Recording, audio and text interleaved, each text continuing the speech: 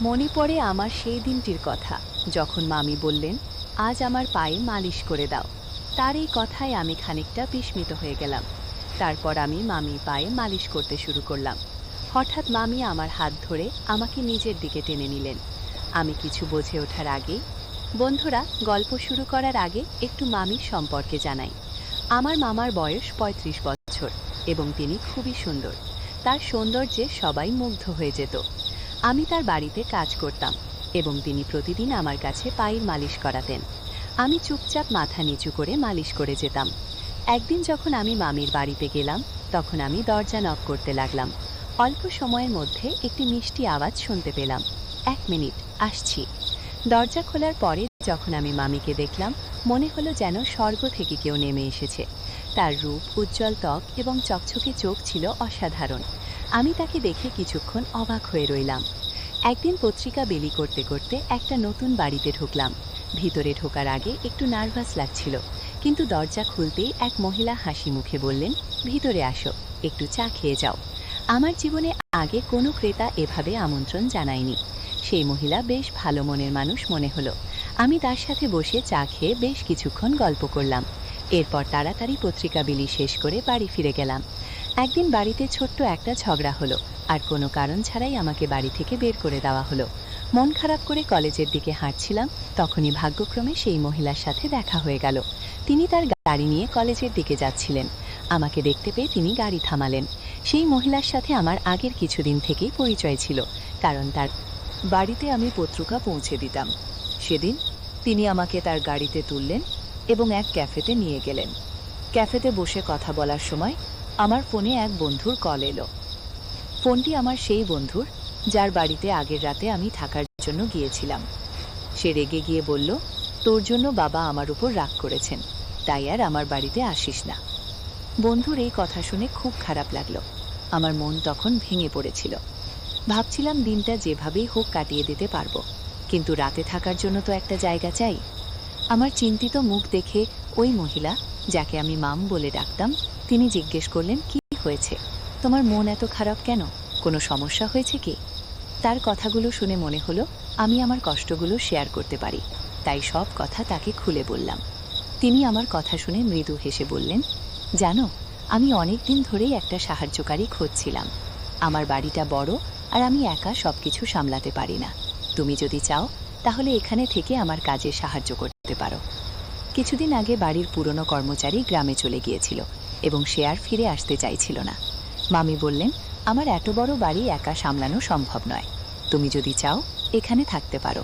থাকার জায়গা, খাবার আর মাসে 15,000 টাকা সম্মানীয় পাবে। তার কথা শুনে আমি অবাক না হয়ে পারলাম না, কারণ তিনি আমার সব প্রশ্নের উত্তর একসঙ্গে দিয়ে দিলেন। সেই দিন থেকেই আমি তার বাড়িতে কাজ করা শুরু করলাম।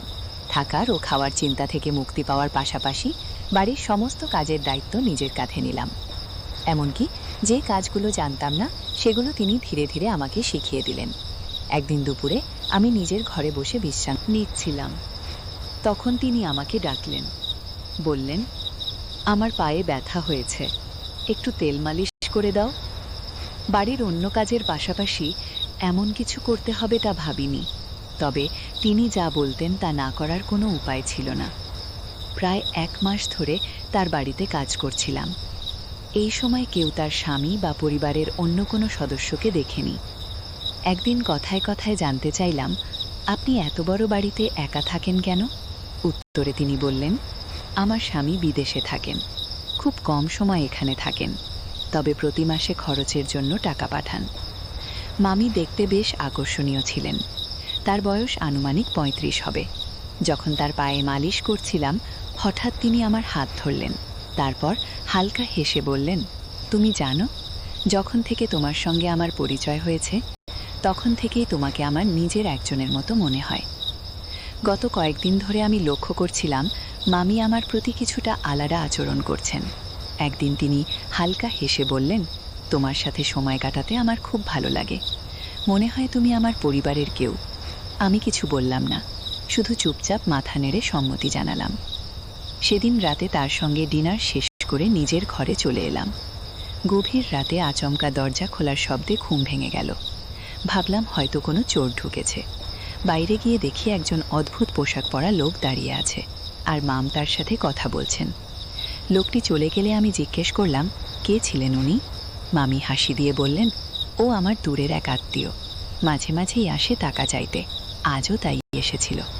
কথাটা শুনে কিছু না বলে আমি ঘরে চলে যাচ্ছিলাম। তখনই তিনি বললেন, তুমি তো জেগেই আছো, তাই একটা কাজ করে দাও, আমার পায়ে একটু তেল মালিশ করে দাও, কারণ আমার পা আজ কেন জানি না অনেক ব্যথা করছে, তাই আমার ঘুম আসছে না। আমি কোনো আপত্তি করলাম না, কারণ তার দয়ায় আমি এতদিন মাথা গোজার ঠাঁই পেয়েছিলাম। ধীরে ধীরে তার কথা মতো পায়ে তেল মালিশ করতে লাগলাম। তবে কাজের সময় তিনি কিছুটা অস্বস্তিকর আচরণ করতে শুরু করলেন। আমি নিজের আবেগ নিয়ন্ত্রণ করলাম, কারণ চাকরি হারানোর ভয় ছিল। সেই রাতটি আমার জন্য খুব কঠিন ছিল। পরের দিনেও তিনি কাজে সাহায্য করতে বলা, আমি কলেজে যেতে পারলাম না। একদিন দুপুরে আমি নিজের ঘরে বসে বিভিন্ন বিষয়ে ভাবছিলাম। তখন হঠাৎ মামি আমার ঘরে এলেন। তার হাতে একটা বড় বক্স খুলে তিনি একটা ট্যাবলেট ফোন বের করে বললেন, তোমার পড়াশোনার জন্য এটা এনেছি। মাঝে মাঝে তুমি কলেজে যেতে পারো না, তাই ঘরে বসেই পড়ার কাজ করতে পারবে। তিনি আমাকে ট্যাব ব্যবহারের উপায় বোঝাতে লাগলেন। কিছুক্ষণ পর তিনি ট্যাবে বিভিন্ন ছবি দেখতে শুরু করলেন। ছবি দেখানোর সময় তিনি মজার মজার কিছু ছবি দেখালেন। আমি খুব একটা কিছু ভাবিনি, কারণ এগুলো সাধারণ কথোপকথন মনে হচ্ছিল। তারপর হঠাৎ তিনি বললেন, এই পোশাকগুলো কেমন লাগে? আমি এগুলো কিনেছি, আমার উপর কেমন মানাবে বলে মনে হয়? আমি মৃদু হেসে বললাম, আপনি নিশ্চয়ই দারুণ দেখাবেন। তিনি খুশি হয়ে বললেন, তাহলে একটু পরেই পরি। কিছুক্ষণ পর তিনি ঘর থেকে বেরিয়ে এলেন নতুন পোশাক পরে। তিনি আমাকে জিজ্ঞেস করলেন, কেমন লাগছে? আমি হালকা হাসি দিয়ে বললাম, খুব সুন্দর লাগছে। তবে আমি চোখ নামিয়ে রাখলাম, কারণ নিজের আবেগ নিয়ন্ত্রণ করাই সঠিক মনে করলাম। এরপর তিনি আয়নার সামনে দাঁড়িয়ে নিজের পোশাক ঠিক করতে লাগলেন। তার আত্মবিশ্বাস আর নতুন পোশাকের রূপ একদম আলাদা লেগেছিল। আমি ভেতরে ভেতরে খুবই অস্বস্তি বোধ করছিলাম। একদিকে নিজের অনুভূতিগুলো নিয়ন্ত্রণ করার চেষ্টা, আর অন্যদিকে চাকরি হারানোর ভয়। বাড়ি থেকে বের করে দেওয়ার পর এখানেই আমার থাকার সব ব্যবস্থা হয়েছে, তাই এখানে থাকাটাই ছিল আমার জন্য গুরুত্বপূর্ণ। হঠাৎ করে মাম আমাকে জিজ্ঞেস করলেন, তোমার কাছে আমি কেমন লাগছি? আমি কিছুটা নার্ভাস হয়ে বললাম, আপনি খুবই সুন্দর লাগছেন। এই রূপ আপনার স্বামীকে দেখানো উচিত, দেখবেন তিনি বিদেশ থেকে দৌড়ে চলে আসবেন।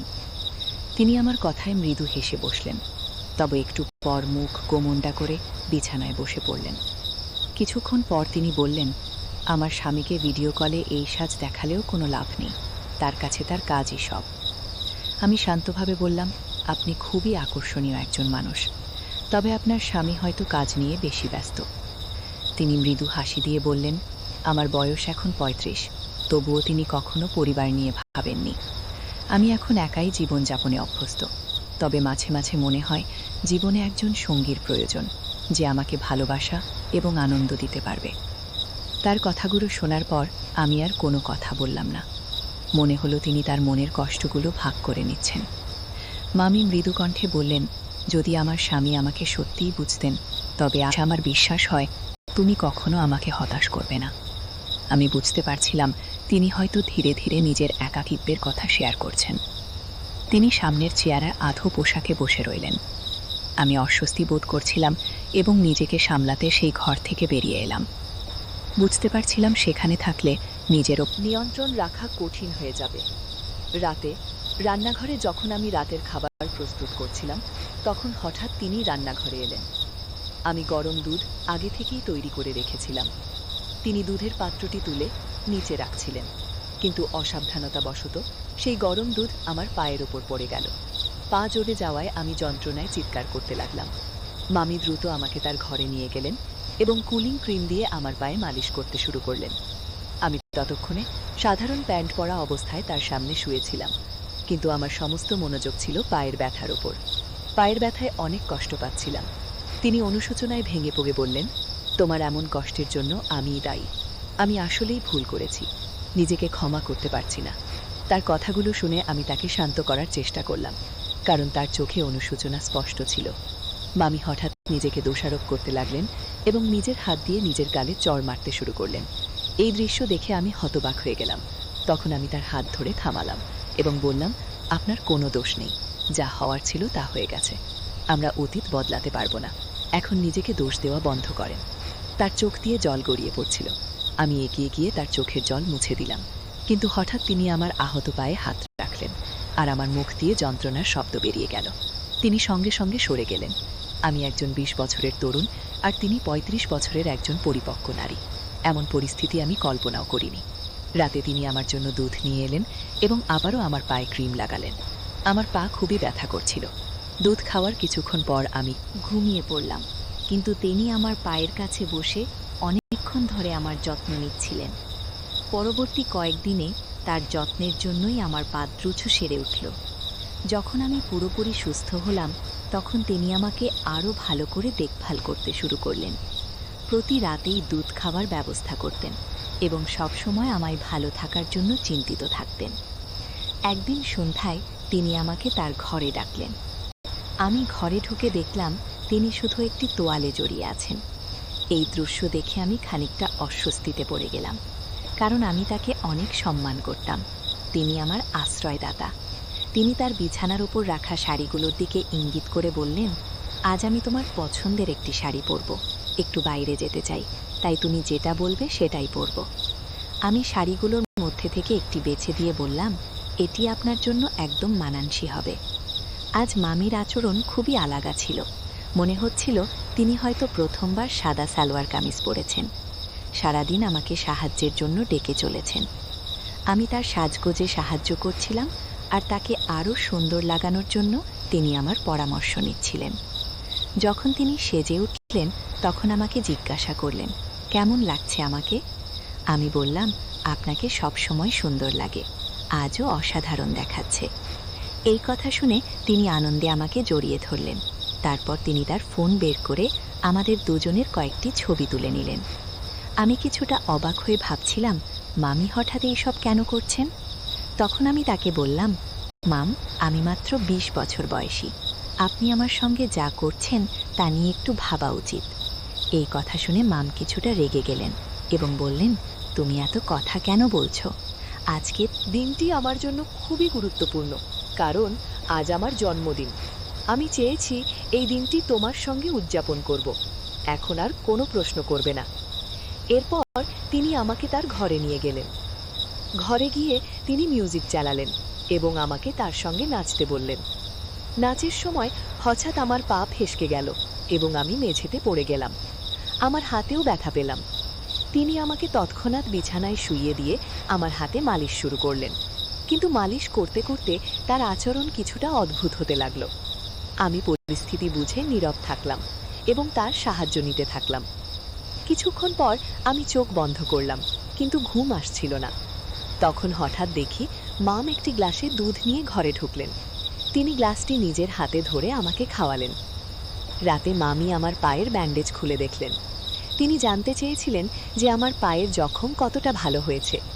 পায়ে হাত বুলিয়ে বললেন, এখন তোমার পা আগের চেয়ে ভালো আছে, তবে পুরোপুরি সেরে উঠতে আরও কিছুটা সময় লাগবে।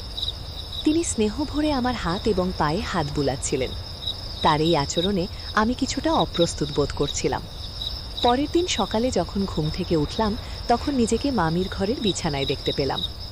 আমি স্নান করার জন্য বাথরুমে গেলাম এবং আয়নায় নিজের গলা ও মুখে কিছু অদ্ভুত দাগ দেখতে পেলাম। আমি ভাবতে লাগলাম, এটি কিভাবে হলো? হয়তো আমার অসাবধানতার জন্য এমন হয়েছে। এরপর থেকে মামি প্রায়ই আমাকে তার ঘরে ডেকে নিয়ে যেতেন। তিনি আমাকে নানান বিষয়ে পরামর্শ দিতেন, কখনো গল্প করতেন, আবার কখনো মজার হিন্দি মুভি দেখাতেন। মাঝে মাঝে রাতে আমার জন্য গরম দুধ নিয়ে আসতেন এবং স্নেহ ভরে খাওয়াতেন। তিনি আমার পরিবারের লোকেদের মতো আমার অনেক যত্ন নিতেন। আর এখন তো আমার সেই পরিবারও আমার খোঁজ নেয় না, তাই এখন মাম আমার কাছেই সব। আমি গত 2 মাস ধরে বাড়ি থেকে দূরে আছি। আমার পরিবার আমাকে খোঁজেনি, এটা ভেবে মন খারাপ হচ্ছিল। তবে মামি আমাকে যত্ন করেছেন, যা আমার মনে শান্তি দিয়েছে। একদিন মামি আমাকে তার পুরনো ফটো অ্যালবাম দেখালেন। সেই ফটোতে তার জীবনের অনেক স্মৃতি ছিল। তিনি বললেন, জীবনের সব সময় দুঃখ থাকলেও এগিয়ে যেতে হয়। তার এই কথাগুলো আমাকে অনুপ্রাণিত করল। সেই দিন থেকে আমি নিজেকে নতুনভাবে গুছিয়ে নেওয়ার সিদ্ধান্ত নিলাম। মামি আমার পাশে ছিলেন এবং তার স্নেহ ও যত্ন আমাকে নতুন পথ খুঁজে পেতে সাহায্য করল। রাত গভীর হয়ে গিয়েছিল। আমি আমার হাতের ব্যথা নিয়ে প্রতিদিনের মতো পাশের ঘরে গেলাম। ঘরে ঢুকেই চোখ পড়ল একটি ছোট আকর্ষণীয় পোশাকের উপর। আমি বললাম, তুমি যদি এই পোশাকটি পরো তাহলে খুব সুন্দর লাগবে। সে আমার কথা শুনে হালকা হাসল, আর কয়েক মুহূর্ত পরে সেই পোশাকটি পরে আমার সামনে এলো। তাকে দেখে একেবারে মোহিত হয়ে গেলাম। এরপর সে প্রতিদিনের মতো দুধের গ্লাস নিয়ে আমার সামনে এলো। আমি গ্লাসটি হাতে নিয়ে পান করলাম, কারণ আমি অসুস্থতার কারণে দিন দিন দুর্বল হয়ে যাচ্ছিলাম। তাই মাম আমার বিশেষ দেখভাল করছিল। আমার শরীর ক্লান্ত থাকায় কিছুক্ষণ পর ঘুম এসে গেল। হঠাৎ ঘুম ভেঙে অনুভব করলাম কেউ যেন আমার খুব কাছে। চোখ মেলতেই দেখি আমি তার পাশে শুয়ে আছি। আমি চুপচাপ ছিলাম, কারণ সেই মুহূর্তে কিছু বলার মতো অবস্থায় ছিলাম না। চারপাশে এক অদ্ভুত নীরবতা। কিছুক্ষণ পরে আবার ঘুমিয়ে পড়লাম। ভোরবেলা ঘুম ভাঙতেই বুঝতে পারলাম আমার হাত আর পা ঠিক নেই। আমার হাত প্লাস্টারে বাঁধা, একটি চোখে ব্যান্ডেজ, আর পা ঠিকমতো নড়ছে না। নিজেকে হুইল চেয়ারে আবিষ্কার করলাম। হঠাৎ লক্ষ্য করলাম একজন মহিলা আমাকে রাস্তায় নিয়ে ঘুরছে। সে পথচারীদের কাছে সাহায্য চাইতে শুরু করল। মহিলাটি বলে উঠল, আমার স্বামী অন্ধ এবং পঙ্গু, দয়া করে কিছু সাহায্য করুন। ঠিক তখনই আমার ভাই সেখানে উপস্থিত হলো। তার চোখে আমাকে দেখে স্পষ্ট অবাক হওয়া ফুটে উঠল। ভাইটি মহিলাটির কথাগুলো শোনার পর রাগান্বিত হয়ে তার দিকে এগিয়ে গেল। সে কিভাবে এই অবস্থায় আমাকে নিয়ে এসেছে তা জানতে চাইতে শুরু করল।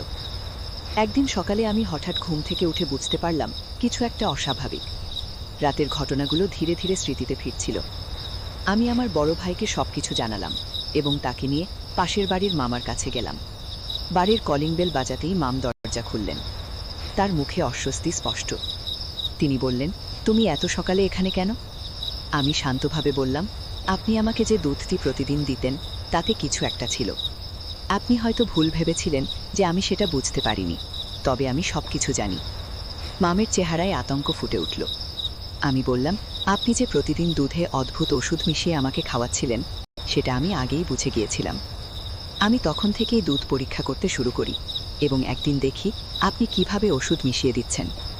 আমি আরও যোগ করলাম, আপনার উদ্দেশ্য বুঝতে পারার পর আমি সেই ওষুধ ফেলে দিয়ে এর পরিবর্তে শর্করাবিহীন সাধারণ ট্যাবলেট ব্যবহার করতাম। সেই কারণেই গতরাতে আমি ঠিকমতো ঘুমাইনি এবং সব ঘটনা স্পষ্ট দেখেছি। মামি আর কোনো কথা বললেন না। আমি আমার ভাইয়ের সাহায্যে পুরো বিষয়টি পরিষ্কার করলাম।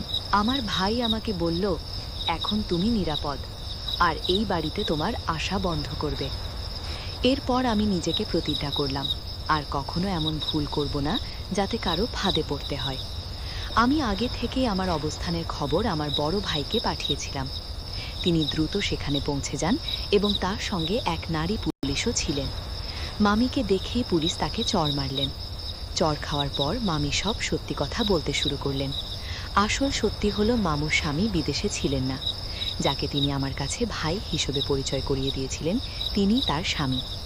সে কোনো মানসিক সমস্যাগ্রস্ত ছিল না, বরং মাম এবং তার স্বামী মিলে শিশুদের পাচারের সঙ্গে জড়িত ছিল।